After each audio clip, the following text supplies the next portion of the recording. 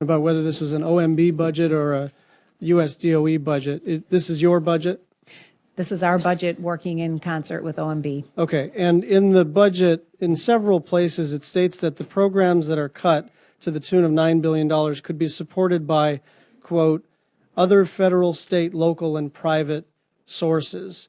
But this is contrary to the evidence.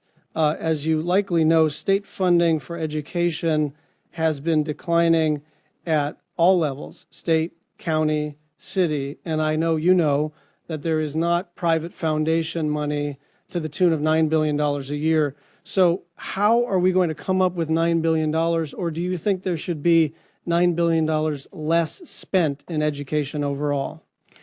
Well, sir, I think that the approach to the budget was to make some tough decisions and recognize the fact that money is not limitless and respect the taxpayer.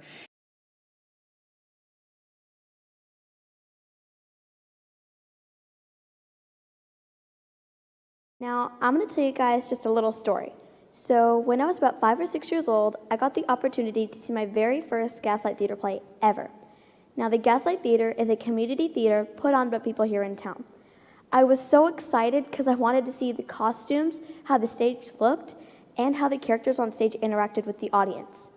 Now, I knew as soon as I sat down in that seat that that day was going to be the best day of my entire life. So, from that moment on, I actually started to like acting. So only at the age of just 10 years old, I tried out for my very first play, and I got the role Chip in Beauty and the Beast. So that's basically where I started to like acting, and that's also why I'm here to talk about budget cuts and why the arts programs are important. Funds have been cut in more than 80% of U.S. school districts since about 2008. The very first programs to go are art, chorus, and foreign language, which is just learning a language you don't already know. Now, I understand cutting these programs may be necessary, but don't you see how some of these things can make someone happy, or even find a career, or even a dream job?